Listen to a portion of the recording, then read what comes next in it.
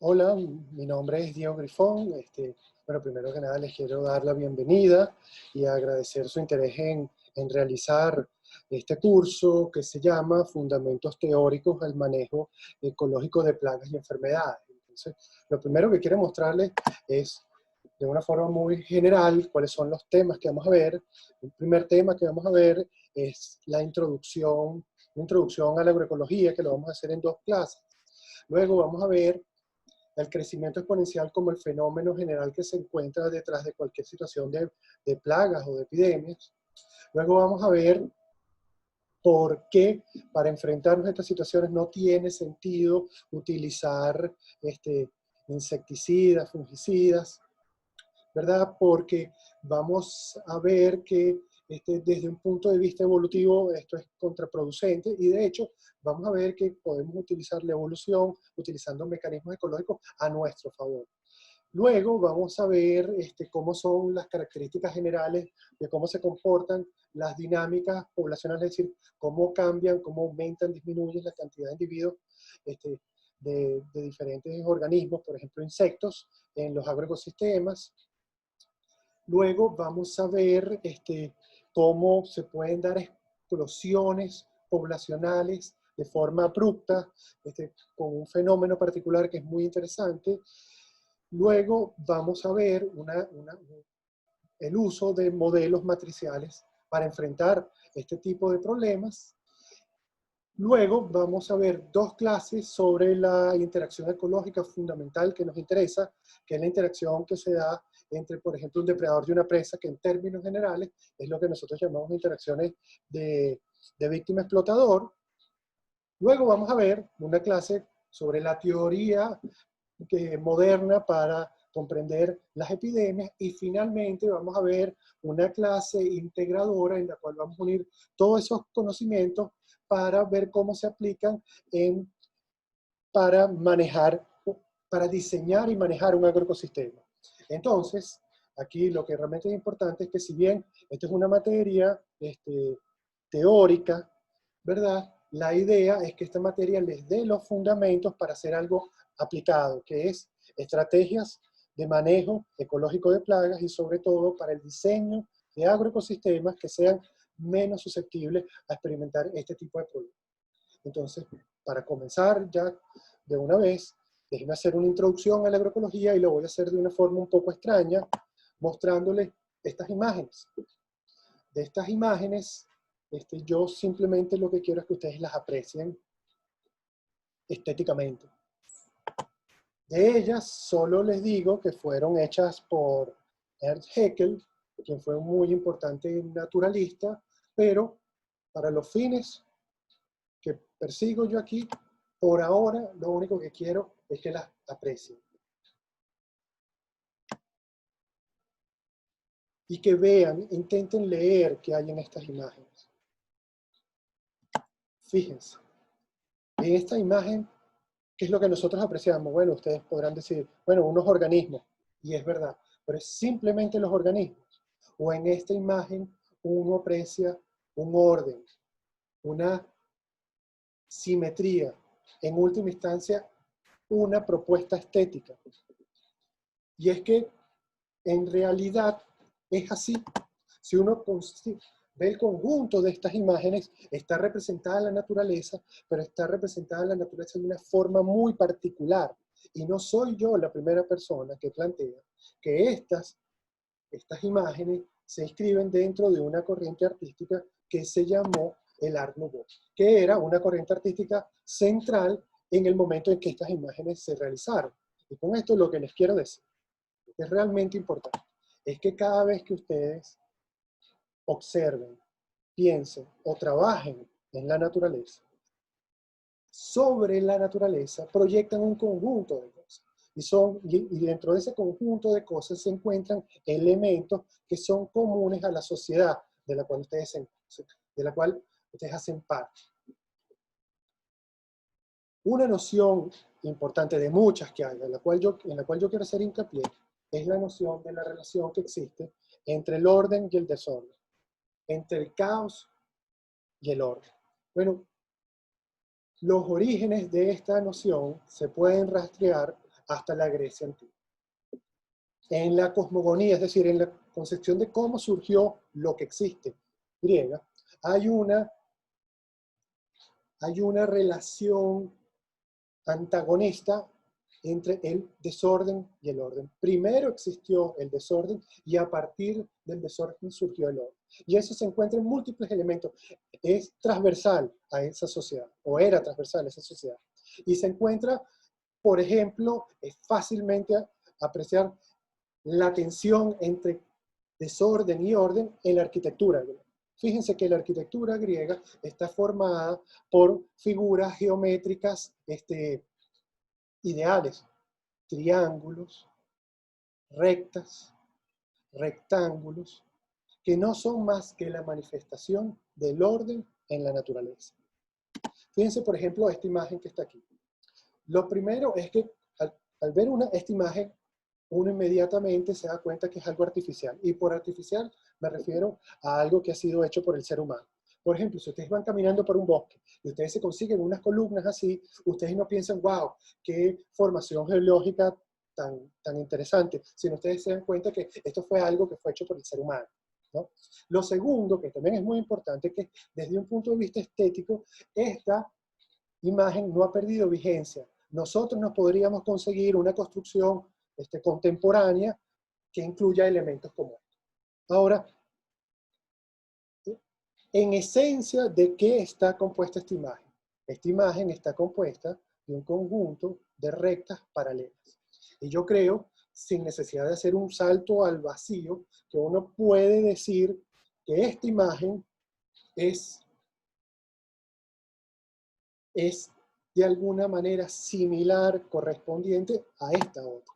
Porque esta otra imagen también está compuesta de un conjunto de rectas paralelas, o a esta otra. Ustedes saben que estas imágenes corresponden a las primeras fases que se realizan en lo que aquí vamos a llamar la agricultura convencional y que en la siguiente clase vamos a definir propiamente de qué se trata. Ahora, esto son las etapas iniciales de este tipo de agricultura que involucran la preparación del suelo. Sin embargo, estéticamente esto se mantiene a todo lo largo del ciclo de cultivo, por ejemplo aquí.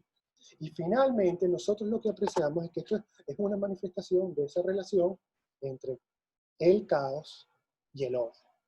Bueno, ¿esto qué produce? Esto produce este tipo de paisajes que nosotros apreciamos en esta fotografía. Este es el típico paisaje de la agricultura convencional contemporánea.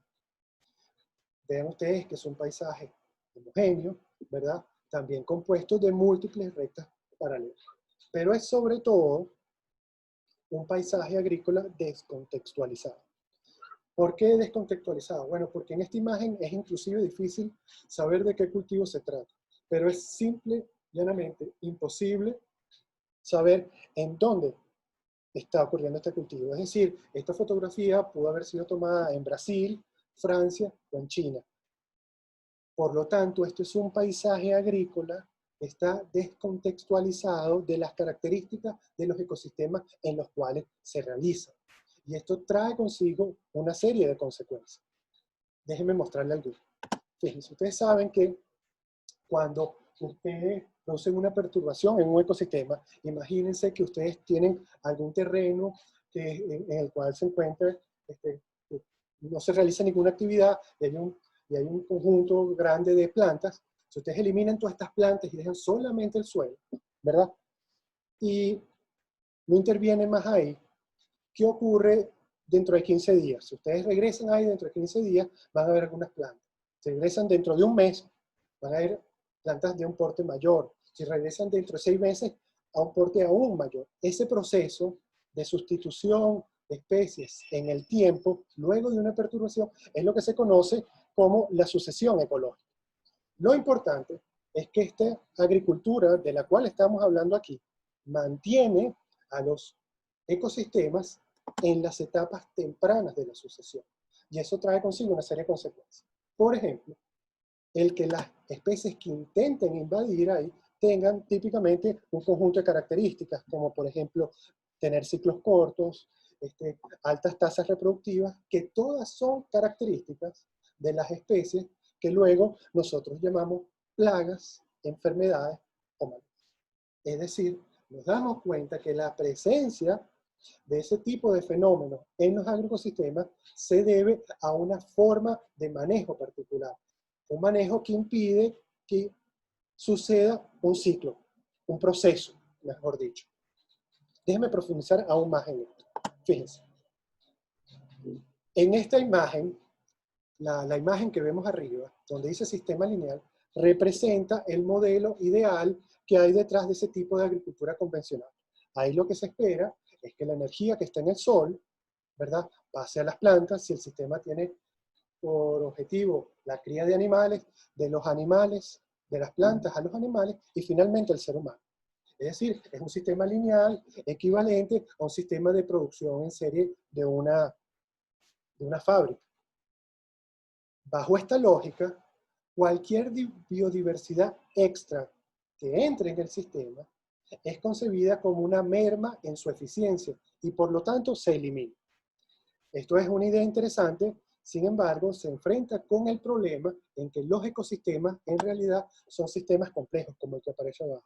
Por sistema complejo lo que quiero decir es un sistema que está compuesto de múltiples elementos que interactúan de múltiples formas, como por ejemplo este áfido que vemos.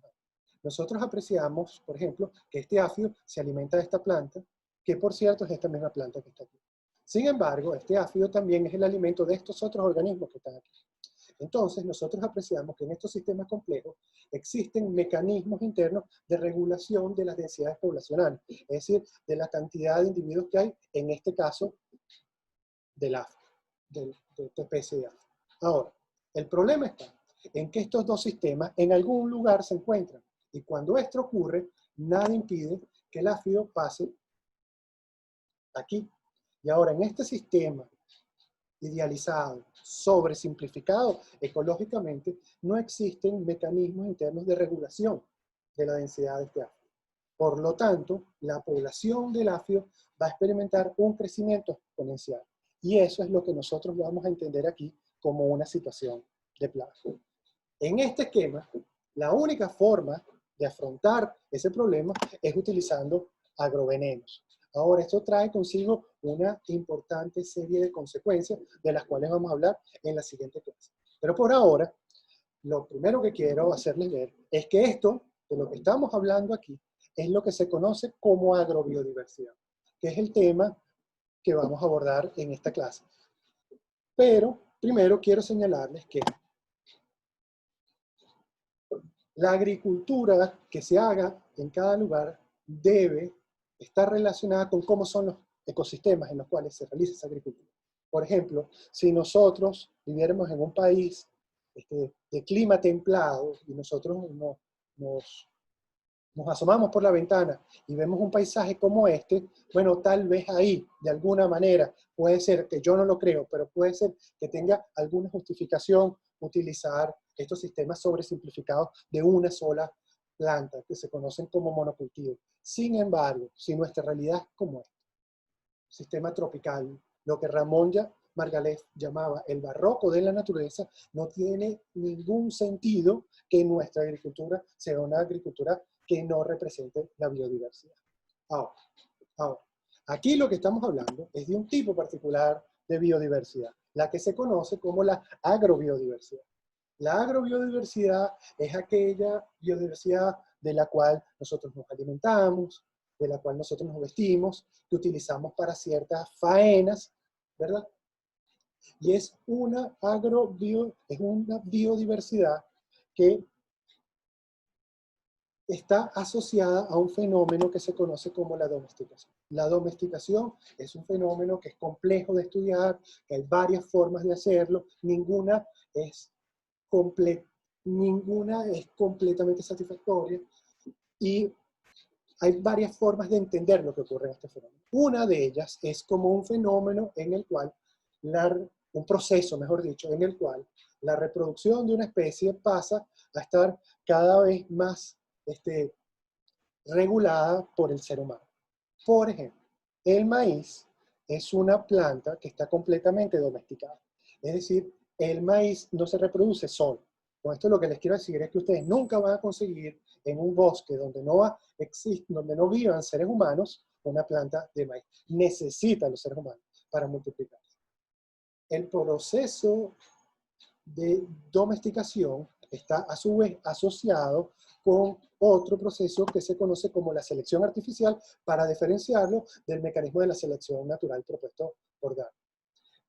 El, ¿Cómo funciona la selección artificial? Por ejemplo, esto funciona y fue la forma como grupos indígenas centroamericanos, a partir de una planta como el teosinte, empezaron a escoger aquellos individuos que presentaban granos de mayor tamaño y solamente permitieron que estos se sembraran de nuevo, y si uno hace esta selección durante múltiples generaciones, termina obteniendo algo como lo que es la planta de maíz actual.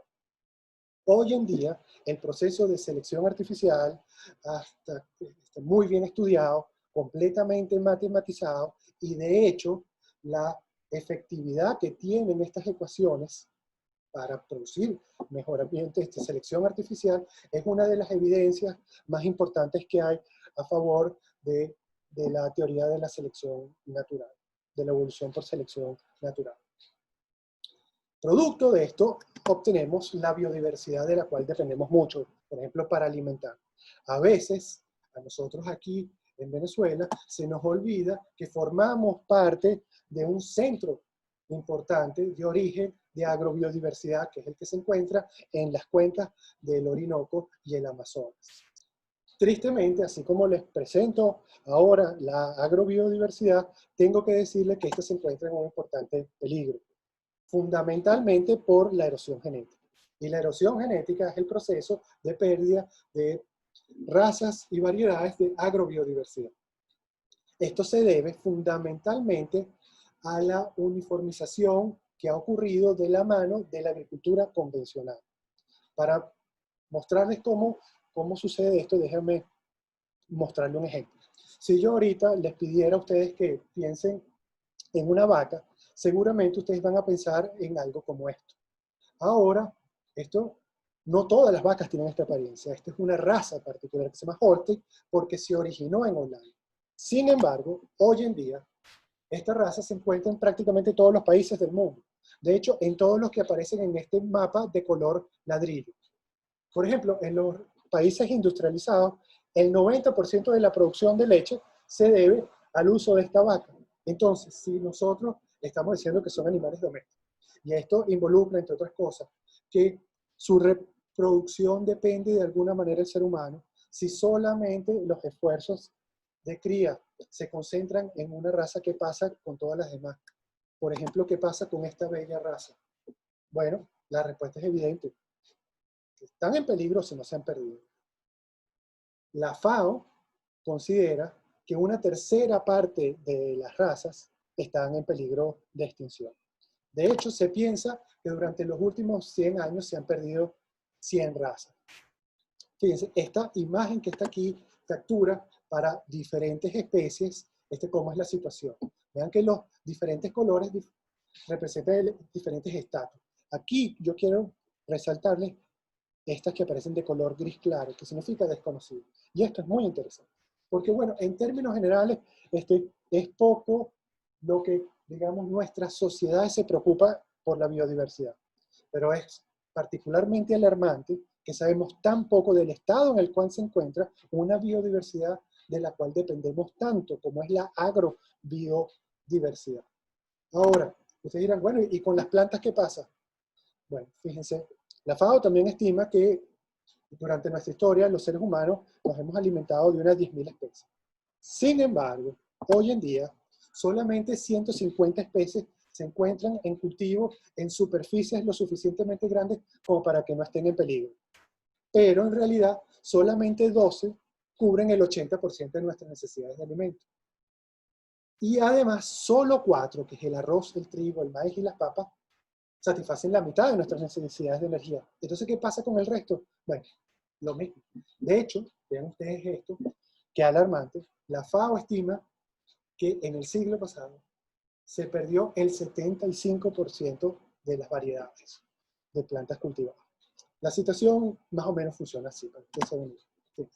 Para inicios del siglo pasado, por ejemplo, de melón se comercializaban habitualmente 338 variedades. 80 años después, solamente 27. Ahora, esto, bueno, esto es triste desde un punto de vista estético, es algo preocupante dentro de un punto de vista gastronómico, pero es algo peligroso desde un punto de vista nutricional. Sin embargo, las consecuencias de esto son aún mayores. Déjenme, y con esto voy a ir terminando, presentarles un ejemplo para que vean todas las implicaciones que tiene la erosión genética. Fíjense, esto que está aquí es la variedad de cambur de banana Cavendish, de la cual representa el 80% de la producción de bananas en el planeta. Bueno, ha surgido una enfermedad que ataca los haces vasculares de esta planta, de esta variedad, y que, bueno, la termina matando. Ahora, tomando en cuenta la forma como se siembra el cambur, la banana, que es un conjunto de plantas en monocultivo. Además, tomando en cuenta que estos monocultivos, típicamente para otros cultivos son híbridos, es decir, uniformes genéticamente, o en este caso, son como la reproducción de la banana es asexual, son clones, son muy homogéneas genéticamente.